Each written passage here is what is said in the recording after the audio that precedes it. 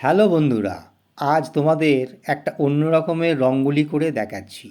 প্রথমে একটা রাউন্ড শেপের মধ্যে ড্রয়িং করে পোস্টার কালার দিয়ে তুলির সাহায্যে এই ড্রয়িংকে বেস করে আলপনা বা রঙ্গোলি ডিজাইন করছি।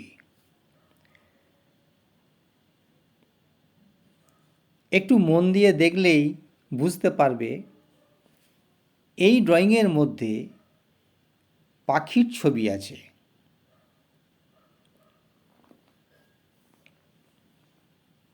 মানে পাখির ছবি দিয়ে আলপনা বা রঙ্গোলি বলতে পারো।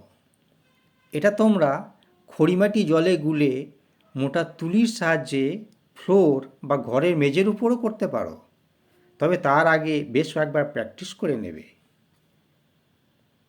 আর বন্ধুরা, আমার এই ভিডিওটা ভালো লাগলে অবশ্যই আমার চ্যানেলটা সাবস্ক্রাইব করে দিও।